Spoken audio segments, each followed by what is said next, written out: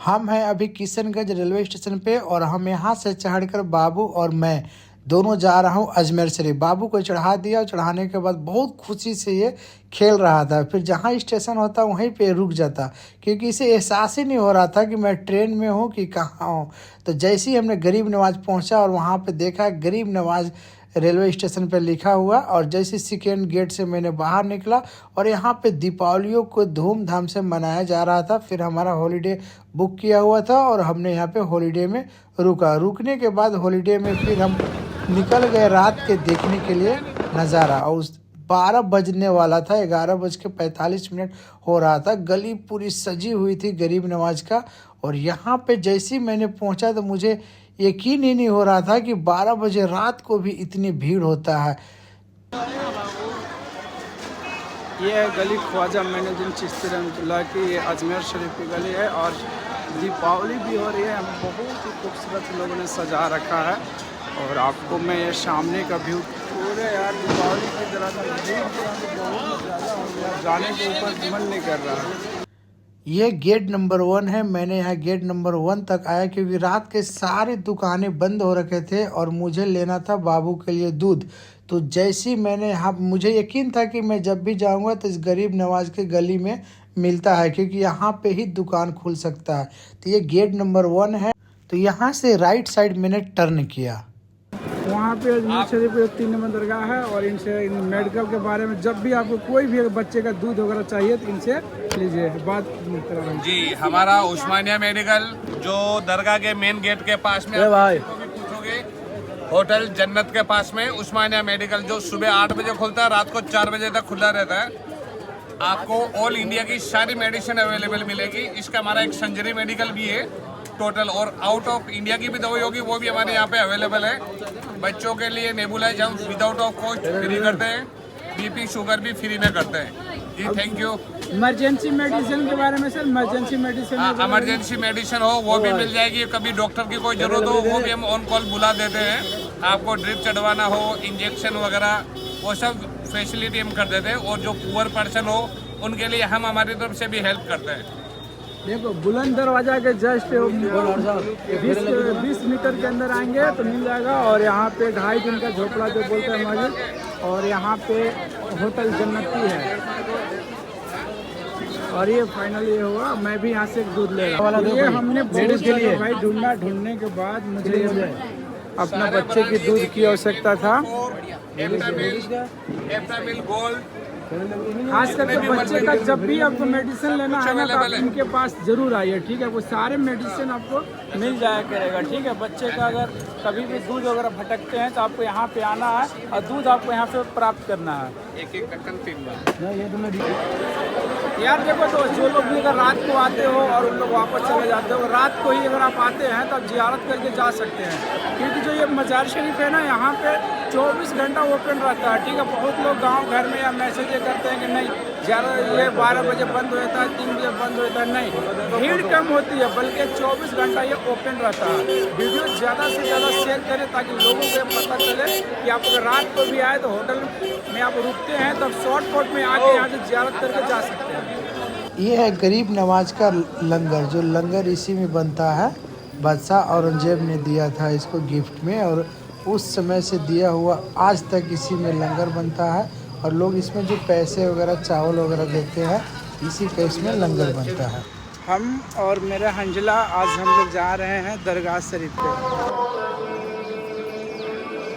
यहाँ पे फजर की नमाज की 2 जमातें होती है। तो मैंने नमाज पढ़ लिया और पढ़ने के बाद जैसे ही मैंने फ्रंट पे आया तो मैंने देखा कि यहाँ पे भी जमात खड़ा था। तो अब जब भी गरीब नवाज के दरगाह पे आए तो यहाँ पे अगर नमाज आपकी छूट जाती है, एक जमात के बाद दूसरा जमात तुरंत खड़ा होता है। आप यहाँ पे आए और फजर के नमाज पढ़े। सबसे पहले आए तो फजर के नमाज पढ़े और फजर से ही शुरू करें जियारत। जब फजर से शुरू करेंगे तो आपका लगभग ना 10-11 बजे तक ये कंप्लीट हो जाएगा, क्योंकि जब फजर के जब आते हैं तो आपको कंप्लीट जियारत हो जाती है। और यहाँ पे मतलब कोई न कोई उलमाए आए रहते हैं और उनकी तकरीर वगैरह भी आप सुन सकते हैं, ठीक है। और यहाँ से व्यू वगैरह भी बहुत ही शानदार देखने के लिए है, क्योंकि इतने भीड़ तो मैं ना पहली बार देखा।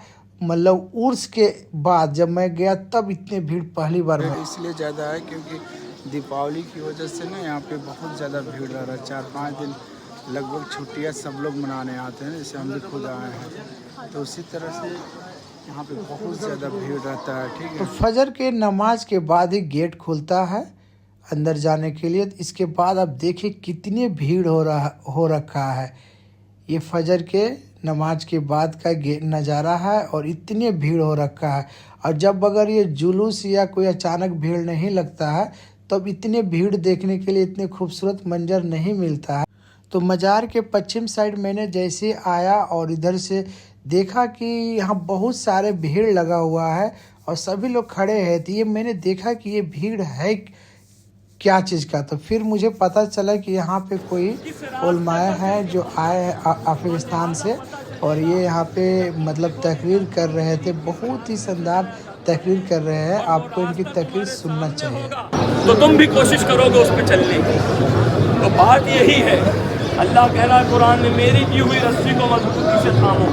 अब बाज़ औक़ात लोग नमाज और कुरान जो है इसका तर्जुमा करते हैं, लेकिन हमारी नज़र में सबसे पहला वसीला अल्लाह तक पहुँचने का वो है मोहम्मद रसूलुल्लाह सल्लल्लाहु अलैहि वसल्लम। क्योंकि कुरान भी नहीं मिलता अगर रसूल ना आते, नमाज भी नहीं मिलती अगर रसूल ना आते। हाँ, तर्जुमे पे हर किसी के यकीन न कीजिए।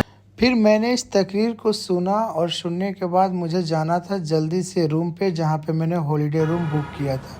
और यहाँ से मैंने अपने बाबू को लिया और फिर हमने अजमेर शरीफ के लिए और मेरा आना चालू हंजला कर आज दिया। हम लोग जा रहे हैं दरगाह शरीफ पे। और हमने यहाँ पे पहुँच गया। फजर के बाद जब हमने 9-10 बजे आया तो फिर भी देखा कि इतनी ही भीड़ है और इस भीड़ में लेके चलना बाबू को बहुत ही टॉप था।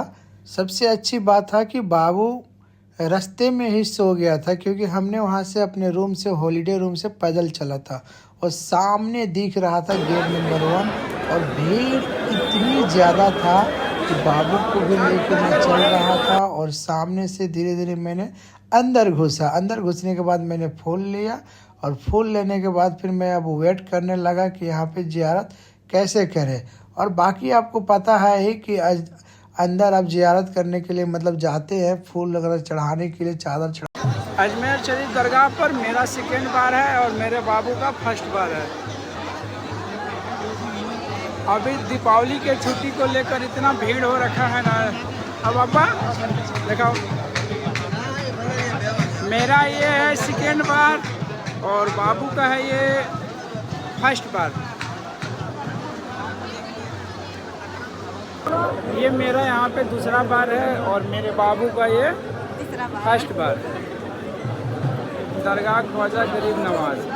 हम दीपावली के छुट्टी में डायरेक्ट बॉर्डर से इधर ही आ गए बाबू को घुमाने। अब मेरी बारी थी निकलने का। तो निकलना भी उतनी ही टॉप था जितना टॉप अंदर आना था, क्योंकि भीड़ बहुत ज़्यादा था ना। तो निकलने के लिए भी मैं सोच रहा था कि कैसे निकलूं। जैसे मैं गेट पे पहुंचा तो यहाँ पे देख रहा हूँ इतनी ज़्यादा भीड़ हो रखा है कि मतलब आने और जाने वाले दोनों रास्ते पर एकदम जाम हो रखे हैं। तो मैंने यहाँ से कुछ वीडियो बनाया ताकि आप लोगों को दिखा सके और मेरा भी यादगार रह सके, क्योंकि बाबू बड़ा होगा तो देखेगा। तो यहाँ देख रहे हैं आप कि सामने की है गेट नंबर 1, कितनी भीड़ है। हम अंदर से वीडियो बना रहे हैं, सामने देखिए अब कितनी भीड़ है। इसके बाद मुझे जाना था 2.5 दिन का झोपड़ा जो मस्जिद जो बना था उधर निकलना था। मैं गेट से ही वेट कर रहा था कि मैं कैसे निकलूँ। तो थोड़ा मैंने किनारे होकर मैंने इस जगह रुक गया। रुक जाने के बाद फिर मैंने बाहर निकलने के लिए कोशिश किया। बाहर निकला और फिर मैंने अपना कैमरा को निकाला और ब्लॉग चालू किया, क्योंकि मुझे जाना है 2.5 दिन का झोपड़ा देखने। और 2.5 दिन के झोपड़ा देखने जाने से पहले मैंने सोचा कि अच्छी तरह से कैमरा में व्यू को कैप्चर कर ले। तो मैंने बिल्कुल अच्छी तरह से चारों बगल घुमा के कैप्चर कर लिया, लेफ़्ट राइट फ्रंट कैप्चर कर लिया। और इसी भीड़ में मैंने कैप्चर करते हुए आगे बढ़ते गया, क्योंकि पानी गिर गया था। ये जो दिख रहा चप्पल हो रहा है क्योंकि नाली जाम हो जाता है इधर, ठीक है। ज़्यादा कुछ खाना खाने वाला डाल दिए होंगे तो गिर जाने के बाद ये जाम हो गया। और अब मैं निकल रहा हूँ अब 2.5 दिन का झोपड़ा के लिए। और यहाँ पे भी इतने ज़्यादा भीड़ था कि आप सोच नहीं सकते हैं कि पाँव रखने की जगह नहीं थी। सारे मेरे जूते चप्पल जो भी था सब भीग गया था। सभी लोगों का मतलब जूता चप्पल तो सबका ख़राब ही हो गया था, क्योंकि भीड़ ही इतना ज़्यादा था ना कि आप बता नहीं सकते हैं। इसके बाद फिर मुझे सामने दिख रहा था 2.5 दिन का झोपड़ा, और मैं 2.5 दिन का झोपड़ा के यकीन ही नहीं होता है कि इतनी बड़ी मतलब मस्जिद है 2.5 दिन का झोपड़ा, जो इतिहास कहती है कि ये 2.5 दिन में बना है। और मैं कहता हूँ कि ये गरीब नवाज का करामत नहीं है तो क्या है। बिना आज इतनी मशीन हो गई है फिर भी 2.5 दिन में नहीं बना सकती है। इतनी खूबसूरत इमारत है, इसमें मस्जिद है, इसमें नमाज वगैरह सब कुछ होता है। फिर मैंने फाइनली यहाँ सारे घूमने के बाद और वीडियो वगैरह शूट करने के बाद फ़ोटो वगैरह जो भी चीज़ था सारे शूट कर लिया। और फिर मेरा मेन आगे जाना था आना सागर के लिए, तो मैंने यहाँ से गेट से एग्जिट हो गया हाथ हिलाते हुए, और फिर मैंने आना सागर पहुँच गया। आपको जब भी अगर आना सागर देखने के लिए आना हो, और ये गेट का ये व्यू है यहाँ से जाने के लिए, तो यहाँ पे नियम क्या है, सेंट्रल गवर्नमेंट का ही नियम है। यहाँ जैसे ही अगर सूर्य डूबने से पहले यहाँ टिकट बंद हो जाती है, और जैसे ही सूर्य डूब जाता है इसके बाद यहाँ से सबको बाहर कर दिया जाता है, ठीक है। तो इससे पहले आप आने की कोशिश करें अगर देखना चाहते हैं आना सागर का व्यू। तो अंदर आने के बाद मैंने देखा कि यहाँ पे इसके अंदर बहुत सारे मछली है। मैं इसमें बहुत पहले गया था तो इतने बड़े पानी वगैरह इसमें नहीं जमा हुआ करते थे।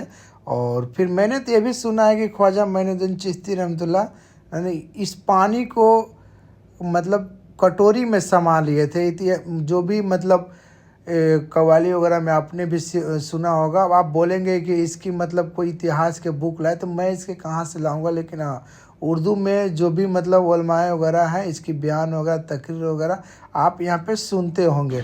और यहाँ पे नाव चलता है, और इस नाव पे भी अगर चाहे तो आप नाव के ऊपर पर जाके आप आना सागर का अगर इस तरह से व्यू अगर आप देखना चाहते हैं तो आपको समय से यहाँ आना पड़ेगा। समय के बाद अगर आप आते हैं तो बिल्कुल भी आप नहीं देख सकते हैं। समय का मतलब ये है कि अब सूरज डूबने से पहले आपको आना है। अगर सूरज डूबने के बाद अगर आप आते हैं तो आपको टिकट नहीं मिलेगा और एंट्री नहीं मिलेगा। हाँ, एक सबसे अच्छी बात ये है कि यहाँ पे आर्मी वाले को इन लोग मतलब आना जाना फ्री देते हैं, तो ये हम लोग के लिए अच्छा है, ठीक है। वीडियो अच्छा लगे तो लाइक कमेंट शेयर करो। और एक चीज़ और मैं आपको दिखा रहा हूँ, देखो इसमें इतने सारे मछली है